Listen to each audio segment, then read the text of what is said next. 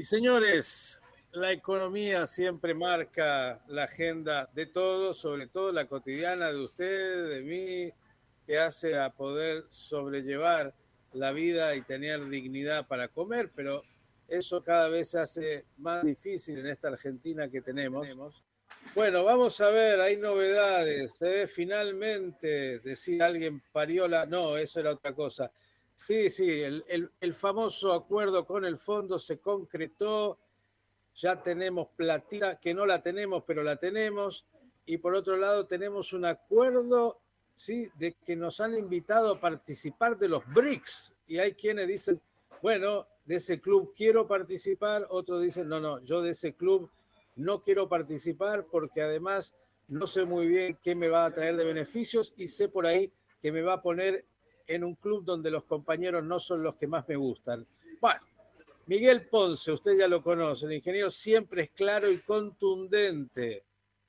Querido Miguel, buen día, ¿cómo estás? Muy buenos días, Miguel, muy buenos días, Tocayo. Y son los dos temas centrales, ¿no es cierto?, que nos vienen atareando en términos de dedicación todos los últimos días, particularmente el día de ayer, cuando se conoció, ¿no es cierto?, a la mañana el ingreso a los BRICS a partir del 1 de enero próximo. Yo separo los dos, pero los dos afectan, impactan en la economía real, pero particularmente impactan en el comercio exterior. Te diría, dentro de la economía real, en el comercio exterior, con todas sus implicancias y su, diríamos, derrame sobre la economía real. ¿Por qué? Obviamente, lo del Fondo Monetario, pongámosle el título para que cualquier vecino lo pueda entender. La condición para que el fondo desembolsara los 7.500 millones es ajuste sobre el ajuste. Lo vamos a notar muy pronto cuando el ministro intente morigerar los efectos de aquel tremendo proceso de devaluación que efectuó, a mi juicio, de manera muy torpe y muy poco profesional el lunes a la mañana, apresurado después de las PASO, ¿no es cierto?, con el resultado ya puesto.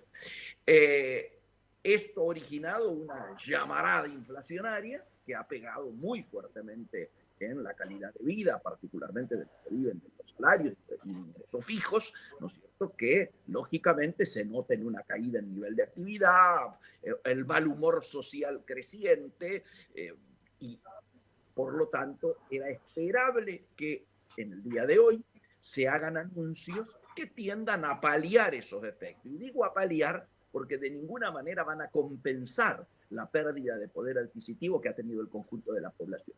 Anoche no nos enteramos por el ministro, sino por Georgieva, explicitó que va a haber fuerte aumento en las tarifas, particularmente eléctricas, y reducción de los salarios públicos y las jubilaciones.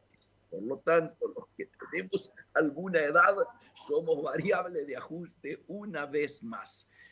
Esto, lógicamente, también tuvo otra aclaración en off, no en on, en off, que es lo que yo había charlado contigo la última vez. Cuando se produce esa devaluación, me parece que el ministro, para intentar paliar sus efectos, como venía de la semana anterior a las PASO, con un crawling peg muy fuerte, por eso solo tuvo que devaluar el 22 para completar los 8 que había devaluado la semana anterior y llegar al 30, que era lo que le pedía el fondo, 30% de devaluación, lo habíamos hablado contigo acá.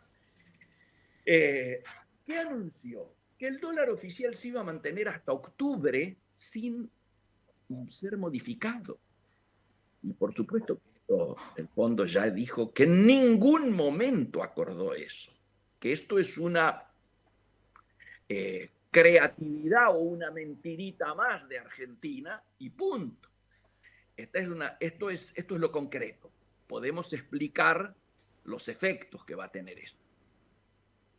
Pregunta política, mi querido Tocayo, porque, claro, está absolutamente vinculada la política con la economía. Bien, lo que necesitaba el ministro es que el fondo le pusiera ese prestamito 7.500 millones para llegar a zafar hasta después de las elecciones y que Dios ayude después.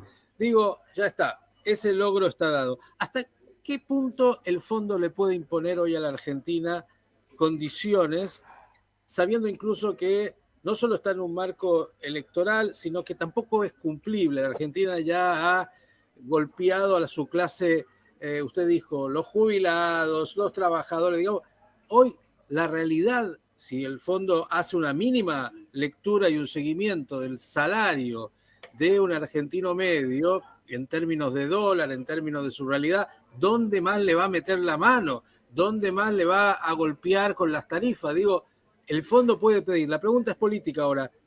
Muy bien, el fondo pide. Y la Argentina hoy, después de que consiguió lo que necesitaba, que es este dinero fresco para más o menos zafar un ratito, ¿cuánto poder real de fuego tiene el fondo? ¿Cuánto la Argentina le va a decir sí? Y ahí le agrego la otra variable de la otra situación que planteamos, que es, bueno, en paralelo, señores del fondo, yo voy a jugar con los BRICS. Y los BRICS no son justamente los amigos del fondo. Muy, muy concreto. Primer asunto, las posibilidades de condicionar a la Argentina han debilitado a partir del desembolso. El próximo desembolso y la próxima revisión es en noviembre, después de las elecciones. Digo, nadie duda de que o antes de las elecciones o después de las elecciones vamos a ir a otra devaluación. Las dos grandes dudas que tiene el mercado es, primero, a partir de la devaluación anterior, ¿cuánto del pass-through, es decir, pase a precios de la devaluación de nuestro peso frente al dólar se puede trasladar precisamente a precios? ¿Cuánto resiste el mercado? ¿Cuánto resiste la sociedad ese traslado? Y el segundo es, ¿hasta cuándo este proceso que Massa definió de congelamiento del dólar oficial hasta octubre puede ser mantenido? Son las dos grandes dudas. En el marco de esto, el fondo va a seguir, como ha seguido hasta ahora, en modo La Molina, siga. Están hartos de incumplimientos, los ven pasar a los incumplimientos, lo ponen por escrito, hemos tenido que perdonar que no se cumpliera ninguna de las metas establecidas, ahora nos hemos visto obligados a fijar nuevas metas más rígidas. ¿Para qué? Para seguir en modo La Molina. ¿Por qué? Porque el principal accionista, el gobierno de los Estados Unidos, ha resuelto no aparecer perjudicando el tránsito electoral de la democracia argentina. No quiere que haya estallidos, no quiere que haya corridas bancarias, se bancan las corridas cambiarias y no se transforma en corrida bancaria, la gente yendo a sacar los depósitos de los bancos. Hay una suerte de blindaje y por eso se importaron 600 millones por si la gente quiere ir y retirar los físicos y crocantes. Es decir, me parece que esa decisión política se va a seguir manteniendo. Y entonces se cumple aquel lema que alguna vez hablamos, y ahora voy al tema de los BRICS, que alguna vez hablamos, que es que las deudas, como dicen en Wall Street algunos pícaros, las deudas no han sido hechas para ser pagadas, sino para ser roleadas. En este caso, roleadas ¿hasta cuándo? Hasta el próximo gobierno. Nadie piensa en el fondo que puede acordarse algún tipo de programa con el actual gobierno. Todos están esperando, y además, vamos a tirar una infidencia, el ministro de Economía propuesto por Patricia, el señor Carlitos Melconian, en las últimas horas se ha reunido, obviamente, con la gente del fondo. Ya se está hablando, como antes, ojo, estuvieron con la Pina, ¿no? No, esto no es un... Y lo llamaron a Milei y se juntaron con Milei a la distancia, ¿no es cierto? Pero desde la oficina del Fondo Monetario en Buenos Aires. Es decir, todos hablan con todos. ¿Por qué? Porque el nuevo gobierno, el que sea Milei, sea Patricia Bullrich, se va a tener que sentar con el fondo, elaborar un nuevo programa, ver de qué manera esto continúa y de qué manera se enfrenta el proceso de endeudamiento que tiene la Argentina. Vamos a los BRICS. Vaya a los BRICS. Lo único que le quiero, antes de que vaya a los BRICS, quiero recordar la famosa cita del filósofo Néstor Carlos Kirchner, que dijo en algún momento, los muertos no pagan, y en ese sentido el fondo también tiene eso en claro. Sí, señor, y algo de razón tiene, ¿no? Totalmente. Vos sos testigo, Miguel, porque lo hemos dicho acá más de una vez por otras circunstancias o por otros motivos, que el eje de la política exterior argentina debe ser desideologizar nuestros vínculos diplomáticos para no perjudicar nuestros vínculos comerciales y económicos. Como título. Después viene lo segundo. ¿Era la oportunidad esta cuando hay un gobierno que se está yendo, un presidente inexistente que había abdicado el no gobierno de Alberto Fernández, el expresidente en ejercicio, como podríamos decir, Alberto Fernández, en ese momento reaparecer para anunciar el ingreso a los BRICS?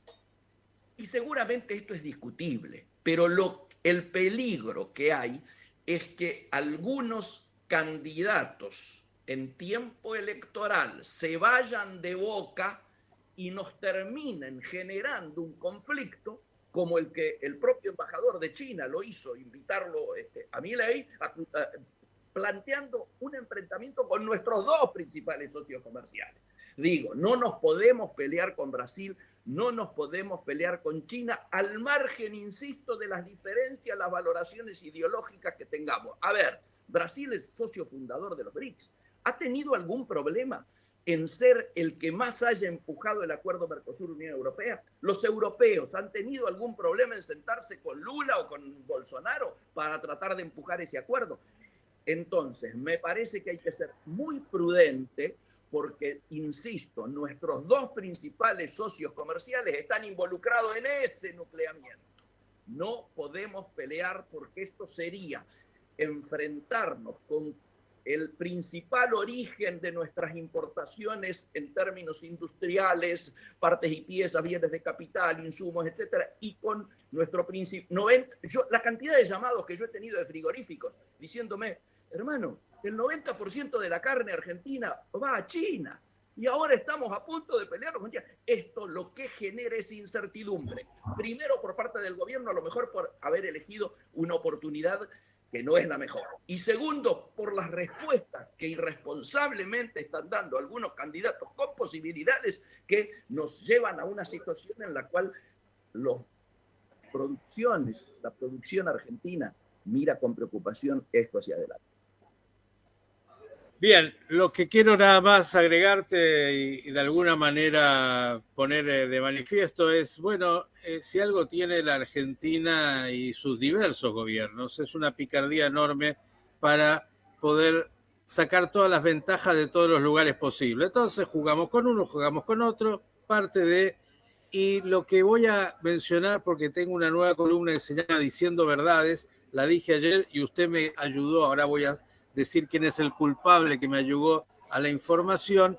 Señores, que la Argentina es un país riquísimo, no es un país rico, es riquísimo. Y aunque usted no lo crea, con todo lo que está diciendo acá el ingeniero Miguel Ponce, claro, un país que tiene que ir a pedir unos centavitos para que la caja del Estado pública llegue a final de mes, pero por otro lado que tiene, nadie sabe cuánto, pero por lo menos en los argentinos privados, unos 400.000 millones de dólares. Eso significa, como decían en física, que la materia no se destruye, ¿sí? Y el dinero tampoco, solamente pasa de manos. Y yo tengo la impresión, esta es mi impresión, que más allá de que algunos habrán hecho dinero genuino, trabajando y produciendo, hubo como una salida enorme de todo lo que hemos pedido en distintos lados prestados para funcionarios de turno y empresarios prebendarios que hicieron negocios socios del Estado, y ahí está ese dinero. Un tema que me parece es clave y del cual poco se habla. Me parece excelente esa iniciativa de tocar estos temas y te agregaría, el dinero es fungible para lo tuyo, para tu análisis. Y esto es importante de tener en cuenta en momentos en que algunos pagan con DG, otros pagan con yuanes, otros pagan con créditos, otros, etcétera, etcétera. Me parece muy importante que enfoques este. Y la otra buena noticia que vamos a dar, así como dijimos que no somos pobres, aunque hay mucha gente viviendo en la pobreza, pero no es porque falte dinero en los bolsillos de muchos, será una porción pequeña, pero mucho dinero, mucho dinero, es que el viento de cola, pase lo que pase, gane quien gane, en el 2024, entre lo que va a ser en las cosechas récord, el ahorro por el gasoducto y ojalá algún tipo de, bajan el gasto público, y el hará litio, otra vez que la Argentina me parece salga adelante. Y el litio, las inversiones en el litio. Okay. Sí, señor. Claro. Lo que se denomina, ¿no es cierto?, la transición energética que requiere litio e hidrógeno. Así que estamos perfectos. Debiéramos poder aprovechar. Lógicamente, esta oportunidad va a depender de la sensatez de la dirigencia argentina para conducir y aprovechar esas oportunidades. Pero nunca nos olvidemos que estamos en Argentina. Querido ingeniero, gracias como siempre. Todo es posible, pero Dios es argentino. Hasta la próxima. Gracias como siempre. Muy buen fin de semana. Igualmente, fuerte abrazo. Chao, Miguel. El ingeniero Miguel Ponce, hablándonos de economía, el acuerdo con el fondo, los BRICS y algunas otras cosas, aquí en Pensando las Noticias. Transmite LRL 331 para su canal de frecuencia 242. Radio High 96.3.